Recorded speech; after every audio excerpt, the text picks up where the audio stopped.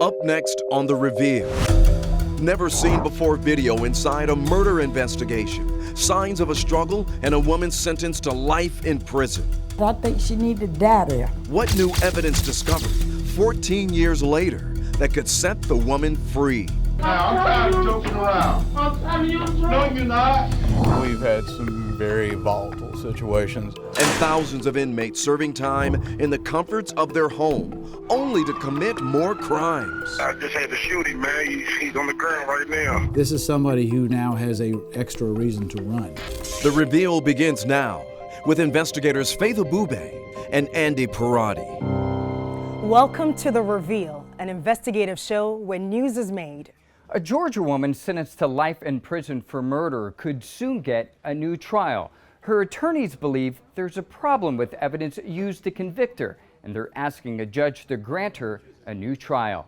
Evidence so flawed, the majority of forensic scientists believe it should be banned from court.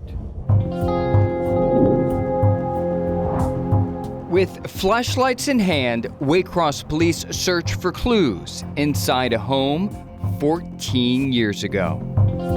Drops of blood discovered on a kitchen wall. I wonder if he saw that. Bed sheets soaked in blood, and a strong odor of hydrogen peroxide. Hours before, the homeowner, Eugene Garner, is nowhere to be found until a neighbor stopped by to check in. He went in the house and he found him in there dead. His body lying next to his own bed, strangled to death. Bones in his face and nose fractured. He was 73 years old. Ruth Taylor is Garner's sister. There was a time that, oh Lord, I didn't think I was gonna make it because my brother and I were very tight and I miss him. Investigators found no suspicious DNA, no unfamiliar fingerprints either. A few days later, police questioned a woman who admits to having a relationship with Garner, 37-year-old Sheila Denton. Sheila, let me explain to you what we're going to do, okay? But she's not interested in talking. Sheila, I'm Detective Woods, okay? How you doing? You need to wake up. You take your swig of drink. Let's talk until tomorrow. Detectives expand their search and question another woman, Shannon Jones. She tells investigators she sold drugs to Denton the evening Garner died, and she is no friend. But she don't care who she hurt, man. She don't care what she say. She don't care. Jones tells detectives she once saw Denton hit an ex-boyfriend, and then investigators discover a possible motive: money to fund Denton's drug habit. Oh yeah, everybody knew that. Everybody that dealt with him or was around him in a length of time knew that he had all this money in his pocket. He had a roll of money in his pocket big enough to choke a cow. On August 13th, 2004, police charged Denton with Garner's murder. At her trial, Jones tells the jury she saw Denton with an unusual amount of money the night Garner died. And that's not all. She also claims Denton confessed to killing Garner. The jury appeared to believe it, convicting and then sentencing her to life in prison. I think she needed to die there. He died at home, so that's her home now, so let her die at home. That's the way I feel. Mm-hmm. My sister is a nice person. More than a decade later, Denton's family feels the wrong person is behind bars. Vanessa Collins is her sister. Ricky Allen is Denton's son. They remember her as a loving mother, devoted to her family. She wasn't the type of person to commit such a horrific crime. She is innocent, and I believe in her, and I want her home.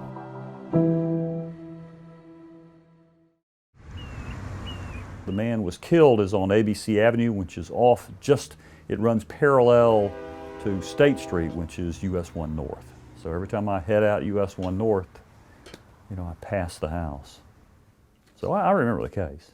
Rick Curry is the former district attorney in Ware County. He personally prosecuted Denton's case. What was the most compelling evidence to you? Generally, it was the confession. We had a confession from her to I hate to say a crack dealer, but somebody in the crack house. And she made a pretty good witness. Got it? Yes, sir. Curry is talking about Jones, of course, who admitted to selling crack to Denton the night Garner died. Listen to Jones read a letter to investigators explaining what she claims Denton told her. She said, please open the door. I opened the door and she said, I just did something. I said, well, you did. She said, I just killed somebody. I said, who? She said, the man in front of Wallace. Wally's is a convenience store directly across the street from Garner's home. If I had not had the confession, it would have been a difficult case. The confession was the case. Not everyone is buying it. I would hesitate to call this a confession. Mark LOUDON-BROWN is an attorney with the Southern Center for Human Rights. He says Jones's police interrogation and the confession that followed has all the hallmarks of a coerced statement. At first, Jones tells police she didn't know anything about Garner's death. Have you talked to Sheila Denton since she's been in jail? No. Did Sheila ever tell you she killed him? No. No. But then detectives tell Jones they have a tape from someone putting her at the scene of the crime, and she begins to break down. I don't know. Would there be any reason for anybody to say they saw you over there near that house when this didn't happen? No, I wasn't there. I don't know. I didn't even know it You happened. can decide right now whether you want to be a witness or you want to be a suspect in I don't want this to case, be no Sharon. suspect. Well, you need to tell me the truth right now. I'm tired of joking around. I'm telling you the truth. No, you're not. It was a lie. There was no tape. A few hours later, Jones changed her story. They told her that they had her fingerprints at the scene of the crime. They told her that they were going to lock her up. Her words were, they kept saying, I did it. I know you know the man. I don't know. I know you've been there. I know. I got people placing you there. So basically, it was only after being presented with this false evidence that she suddenly came up with this idea that Ms. Denton had made this brief admission to her. To LOUDON-BROWN, the questionable confession isn't the most disturbing. It was something else. Coming up on The Reveal, a problem with evidence in Denton's case that could get her a new trial. We can't incarcerate somebody for a lifetime based on subjective speculation masquerading as science, and that's exactly what happened to Ms. Denton.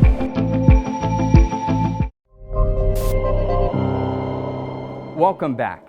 Evidence used to convict a Georgia woman of murder more than a decade ago is now back under the microscope. Evidence once used to convict her may now get her a new trial. Inside Eugene Garner's home, police identify evidence of a likely struggle. A lamp knocked to the floor, a leather belt splattered with blood, and a mattress out of place.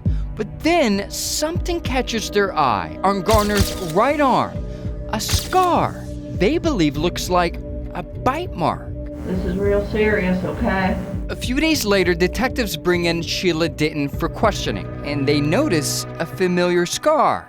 Sheila, let me see your hands. Put your hands up here on the table for me, would you?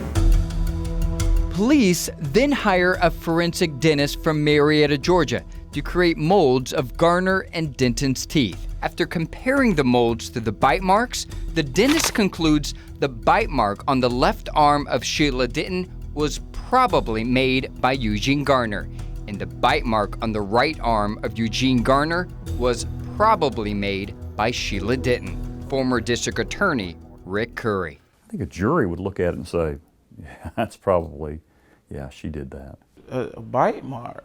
Garner's son doesn't believe it.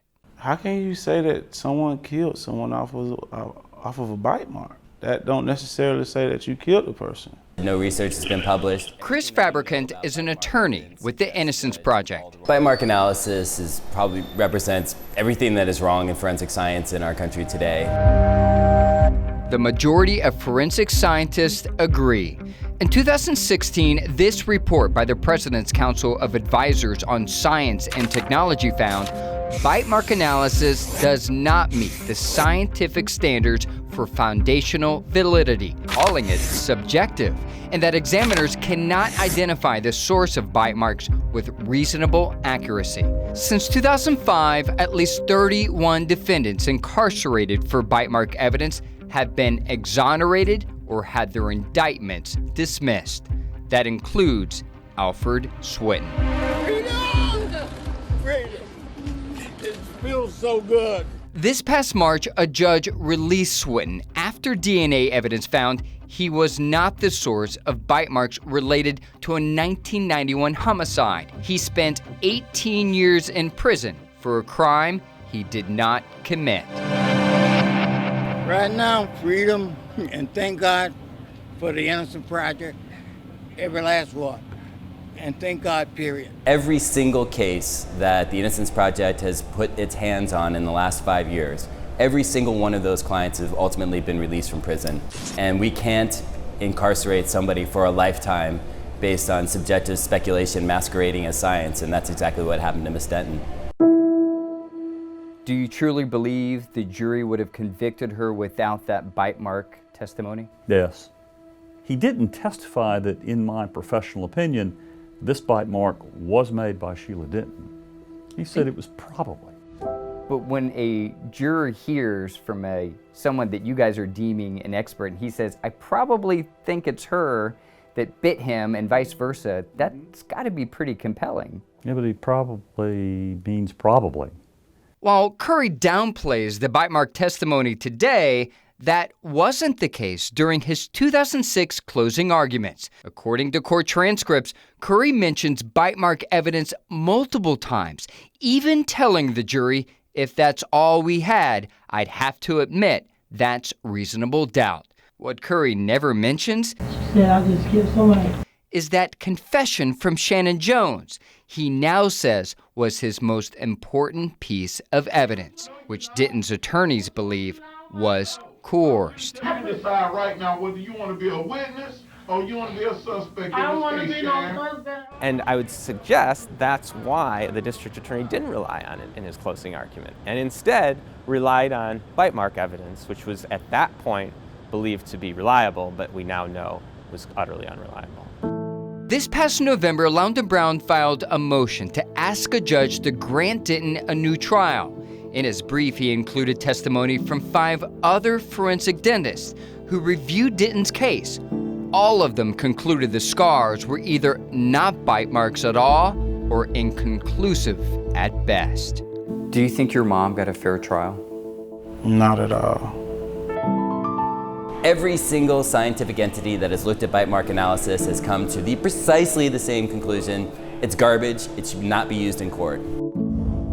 Such a fascinating story. So Andy, how long does the judge have to make a decision in this case? So the district attorney has until December 15th, next Saturday, to file his motion arguing why Ms. Denton doesn't deserve a new trial. The judge then will likely make his ruling early next year. And it is clear the current and former district attorney believe Ms. Denton is guilty. The Southern Center for Human Rights just wants an opportunity for them to prove that without bite mark evidence that has been proven time and time again as not credible science.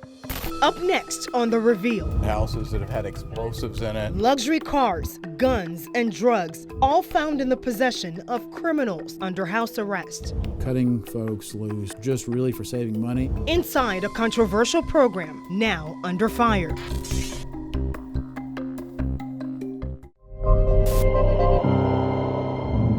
Accused rapists, even accused killers, people charged with violent crimes ordered by the courts to await sentencing in the comforts of their own homes.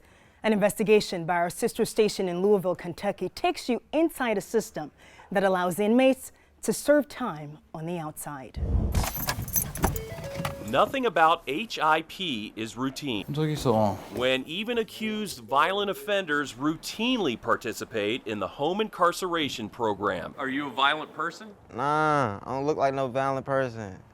Thomas Gage Nelson pleaded guilty to shooting a guy near the Big Four Bridge a week before thunder over Louisville. Originally charged with first-degree assault, the 19-year-old is happy to be on H.I.P. In jail in Louisville, there are often not enough beds to go around. We have to use finite jail space for people that we're afraid of and not people that we're mad at. 32,000 inmates booked here per year last year. According to this Office of Performance Improvement report, the court ordered more than 7,000 on H.I.P., with about 6,100 actually placed on house arrest. We don't get to pick and choose. The report lists a small percentage of those accused of a big crime. 10 allowed to go home, including DeAndre Williams, despite an original charge of murder, and then one case of actually committing murder. 911 operator Harrod, where's your emergency? On Terrell Lane, August 5th, 2017. Man, I'm being bullied by this big guy, man. I just had to shoot him, man. He's on the ground right now. My name is Justin Curry. I'm on H.I.P. too. Justin Curry didn't run. James Wood, on the other hand, is on the run. More specifically, cut and run, cutting off his GPS ankle monitor, according to Louisville Metro Police, within 2 hours after leaving court last month. Would you put a person like that on H.I.P? Absolutely not. LMPD officer and River City FOP president Nikolai Jilic is quite familiar with Wood. According to a September 2017 warrant, Wood threatened to kill his girlfriend, held her prisoner, and forced sex on her. She eventually managed to escape by jumping out of a second-floor window, breaking her leg. When police got to the house, they found a hidden handgun, a lot of cash, and 5 pounds of pure fentanyl. Cops also seized 5 luxury cars. Cutting folks loose, putting them on HIP, just really for saving money. Cost certainly is a factor. Metro Corrections points out that jailing an inmate is at least $72 per day, while one at home is right around $10 per day, so there's a pretty dramatic cost difference. Obviously, it's cost effective to do this.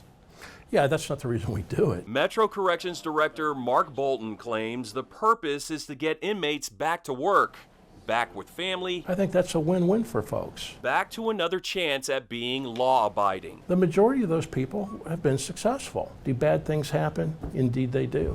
That investigation has generated a huge response, so tonight our investigator John Charlton has an update. According to the jail, one of the biggest reasons space is tight is because many of those who would be ideal candidates for house arrest don't have a place to call home, while some can't even afford a $100 bond. Home incarcerations are on the rise nationwide. For reference, the Pew Research Center found that the use of GPS ankle monitors jumped 140% over 10 years. For The Reveal, I'm John Charlton. If you have a news tip or a comment on one of our investigations, email us at thereveal@11alive.com.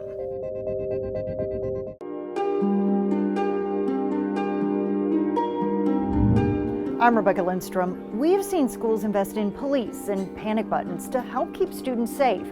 But next week on The Reveal, we'll take a new look at school safety. The ultimate goal is to make sure the shooter never gets into this classroom. Exactly. From building construction to bulletproof backpacks, we'll take a look at what works, and we'll show perhaps the most powerful weapon to prevent the next school shooting. You've been watching The Reveal, a show fueled by investigations that have impact. We'll see you next week on The Reveal, where news is made.